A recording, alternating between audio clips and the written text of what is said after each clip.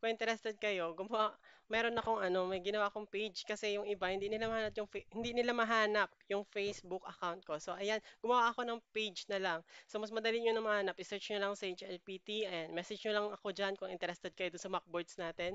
So may naka-post ng 9 sets ng Profit at saka Gen Ed dun guys. So yung iba nagtitake na. So interested kayo, follow nyo ako dyan sa bagong gawa kong Facebook account. Ayan, meron na siyang 1 million followers. Charis. May 1 follower. Ayan. Hindi yan scam guys. Yan yung ano, akin talaga yan ginawa ko. So para mahanap ng iba kasi hindi nila mahanap yung Facebook account ko. So sana hindi naglalag dyan guys. Okay lang ba yung connection? So ayan. Then guys, pare-post po. Ayan, counting favor lang. Pare-post ng live natin. So dito, number one, the term radar is derived from the phrase, guys, ang answer, it's letter A, radiation detection and ranging. Radiation detection and ranging kapag radar. Okay, number two po, number two.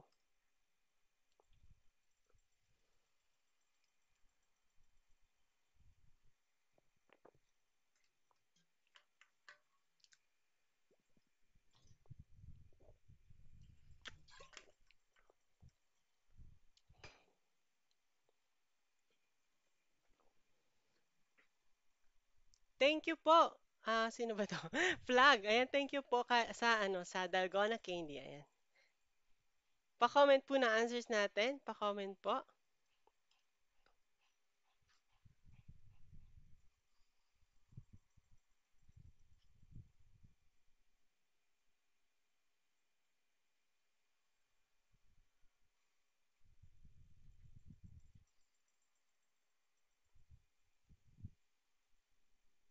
Okay, number two, ano ang kahulugan ng idiomang ginamit sa pangungusap na marami sa mga magsasaka ang inalat dahil sa patuloy na pagbuhos ng ulan? So, keyword natin, inalat. Ano ba yung ibig sabihin ng inalat dito, guys? A, nawala ng pag-asa. B, naiyak. C, nagalit. D, minalas. Naiyak ba? So, sensitive man yan. So, diretso na tayo, guys. Ang idiomang inalat sa pangungusap na yan, guys, ay ibig sabihin ay minalas. So, yan. Nagmula sa salitang alat, ang maalat. Ayan. Sa kontekstong ito ay tumutukoy sa hindi magandang kapalaran o kamalasan. Ayan. Next question po, number three. Number three.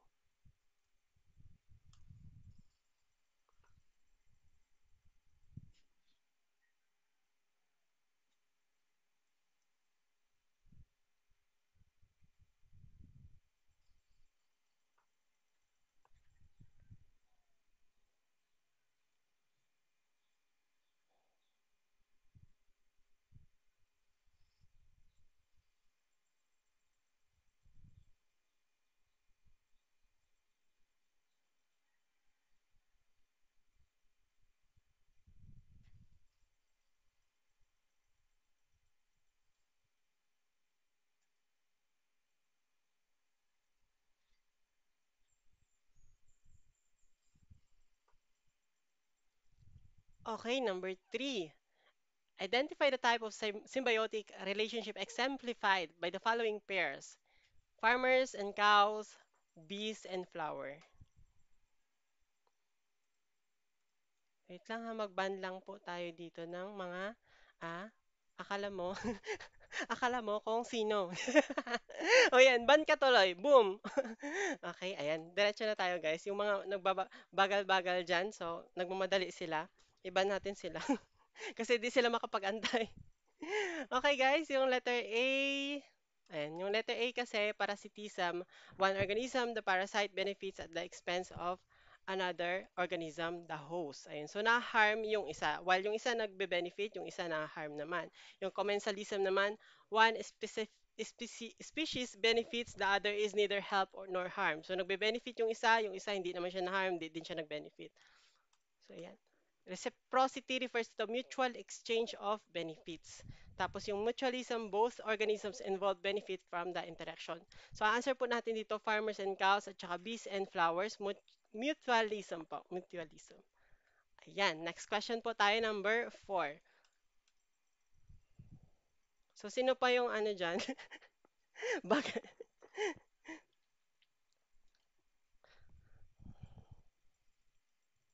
Number 4, pa-comment po na answers natin.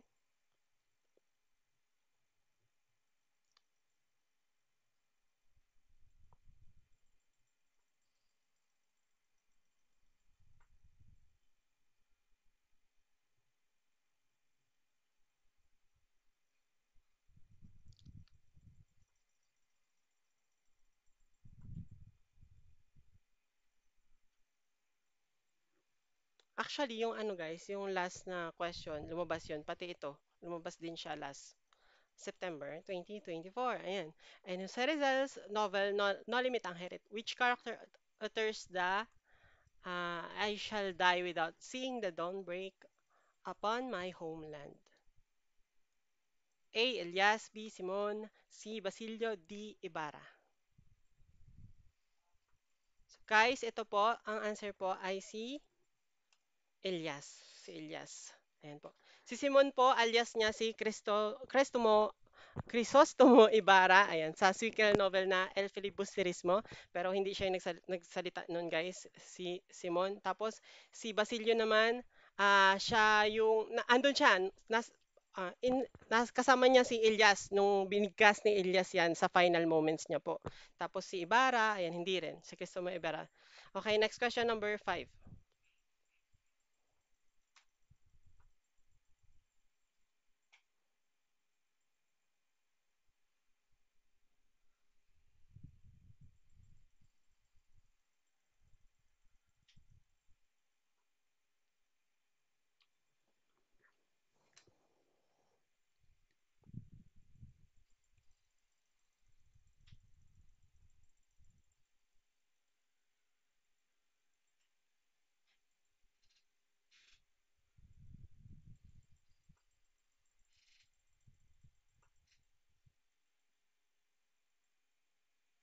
Pa-comment po ng answers natin. Ayan, sa number 5, number 5, number 5. So ito sa Gen Ed siya lumabas guys. Pero sa ano na namin to eh, sa major na namin ng SOCSTAD pero lumabas siya sa sa Gen Ed. So possible yung mga ganito guys, yung mga questions sa base ed, lalabas siya sa Gen Ed. Ayan. Guys, kapag which theory possesses that population growth tends to outpace food supply, potentially leading to societal challenges such as famine and poverty. So dito guys, sobrang dami ng populasyon, sobrang bilis ng pagtaas ng populasyon, tapos yung food supply hindi siya hindi siya makapantay. So nagkakaroon ng kakulangan sa pagkain, guys, kasi sa sobrang dami ng populasyon, guys. Ang answer po natin, letter A, Malthusian theory po. Yan. Ito po, yung Machiavellianism po refers to a political philosophy derived from Niccolo Machiavelli's writing emphasizing cunning, deceit, and pragmatic morality and political leadership. Yan. Yung law of supply and demand naman, yan yung sa economic principle that describes how prices and quantities of goods and services are determined in the market system. Ito po yung sa Malthusian theory po proposed by Thomas Robert Malthus in his 1798 work as an essay on the principle of population. This theory suggests that while population grows exponentially, food supply increases only arithmetically. Ayan po. So, imbalance po. Okay, next question po tayo, number 6.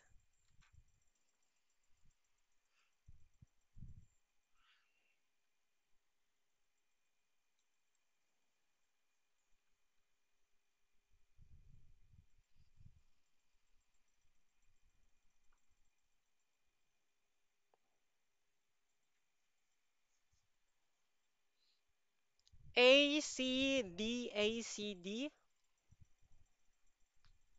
Which of the following is the most effective practice for avoiding unplanned pregnancy when used correctly and consistently? A, A, A, A. Guys, most effective dito ha. Sino yung pinaka the best dito para ma-avoid yung unplanned pregnancy?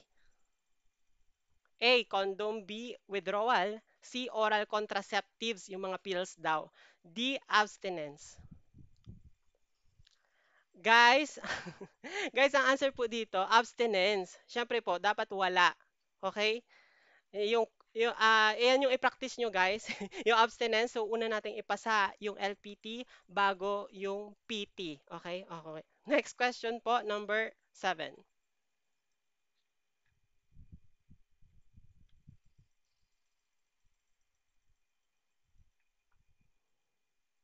Abstinence po ha. I-practice nyo yan guys. Yan muna.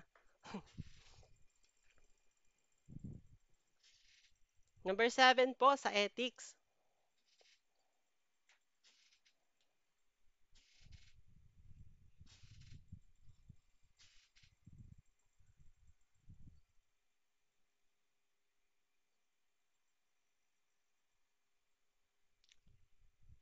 A, B, D, B. And pa-comment lang ng answers natin guys.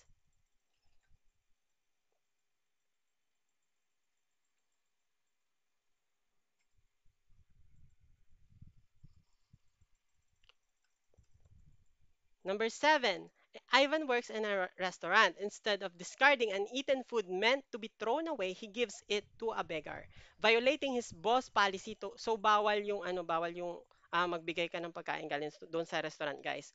Pero ito, from a utilitarian perspective, okay? Yan yung keyword natin, utilitarian. Is Ivan's actions right or wrong?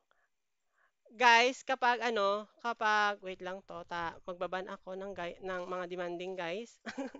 Okay, kapag utilitarian guys, 'di ba? Na-discuss ko na 'to before. The greatest good for the greatest number. So kapag mas marami yung masaya, yung action is right or tama sa perspective ng utilitarianism. So dito guys, ang answer po natin, diretso na po tayo, is letter A. Ivan's action is right because it maximizes happiness and reduce waste. So, maraming sumaya, 'di ba? Kasi yung binigyan niya yung beggar, tapos na-reduce pa yung waste. Ayan, ayan, okay. Next question po tayo, number 8. Number 8.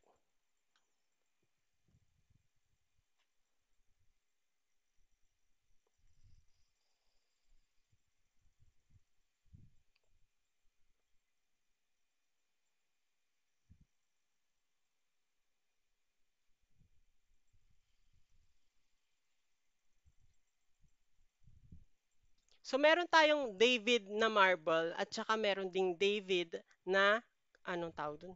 Nakalimutan ko. Wait lang. David na nasa dulo ng dila ko.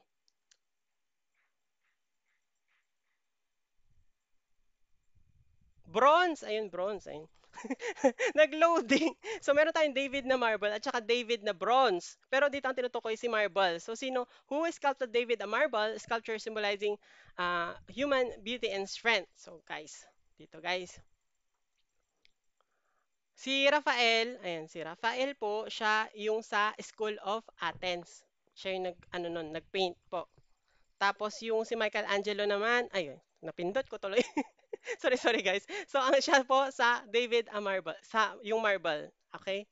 Si Michelangelo po. So another din, siya din yung sa Sistine Chapel ceiling. Siya din yung doon, yung iconic na Western art yung sa Sistine Chapel ceiling. Tapos si Donatello, siya yung sa David na bronze. Okay?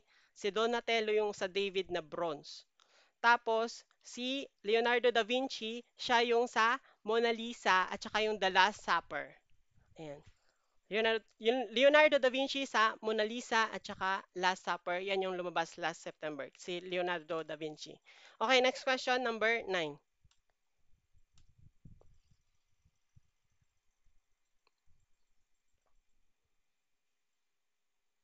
Ito yung lumabas nung March. Last March. So baka bumalik siya guys. Ang daming na dito, na lito nung time na yon. Hindi nila alam yung tamang sagot. Pag guys, gusto niyo ng materials ko message niyo lang ako doon sa Sage LPT sa Facebook, yung page ko guys. Ayun, message niyo lang ako doon and then if if interested kayo, bali 20 sets yun guys. 20 sets sa Prophet, 20 sets sa Gen Ed. Yun kasi yung ano guys, yung ginagawa ko dati nung nagre-review ako. Nag-answer lang ako ng mga drills. Okay, number 9, which of the following is not man-made? Ano dito yung not man-made guys? Hindi, ay sorry. Not man-made guys. And A, B, B, B. 100 pesos lang po. 20 sets na yun. 20 sets sa Prof Ed, 20 sets sa Gen Ed. Tapos 150 question each set. Grabe guys. Nasa 6,000 plus na questions yun. So dito ang answer natin, it's letter A, rice terraces. Yun. Bakit guys? Kasi yung ano guys, hindi siya fully man-made. Although 'di ba, kinarve yung bundok pero hindi siya fully man-made. Si Stonehenge kasi, yan lang naman is either A or letter B. Stonehenge kasi binuhat siya tapos ni-rearrange siya. Inarrange siya, binuhat siya, nilipat siya tapos inarrange siya. So mas ano, pag kung titimbangin natin, mas man-made si ano, mas man-made si Stonehenge kaysa kay Rice Terraces. Okay, next question po, number 10. Last question natin, guys. Last question.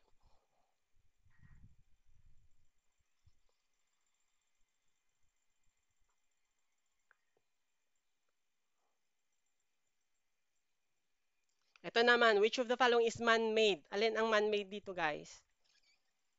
Okay, ayan. Very good, guys. Sa answer natin, Venus ni Milo. Ayan. Man-made po siya. Sculpture kasi yan, guys, na nagdidepik kay Goddess Aphrodite. Si Grand Canyon, yan yung ano, natural geological formation yan sa United States. Na-carve siya by the Colorado River. Tapos yung Aurora Borealis naman, yan yung Northern Lights. Northern Lights. Tapos yung Great Barrier Reef, ayan, world's largest coral reef system. World's largest coral reef system kapag Great Barrier Reef. Ayan. Yan lang po ang question natin for today's video. Pa-comment po kung ilang scores yung nakuha natin. Ayan. Ayan, 10 items lang po. If want nyo mag-join sa review talaga guys na pangmalakasan, message nyo lang si Teacher Seppi. So, ayan, mag-start na sila mamayang gabi, guys. Ang magagaling yung coaches doon, guys. Ayan, Teacher Seppi. Message nyo lang siya kung gusto nyo mag-enroll sa review center na everyday live. Everyday live, mag-start sila mamaya. FB ko, guys, search nyo, Sage LPT. Ay, sorry. Ito po, ayan, yung FB ko guys, ayan, search nyo lang kung interested kayo sa Macboards, ayan, nag-offer ako ng Macboards guys. Yan yung 20 sets guys. Each set, 150 questions. 20 sets sa Prophet, 20 sets sa Gen Ed. Message nyo lang ako sa, ayan. Ayan po, maraming salamat. Bye-bye na po. Ayan. See you ulit bukas. Bye-bye po. Thank you for spending your time with me. God bless, guys.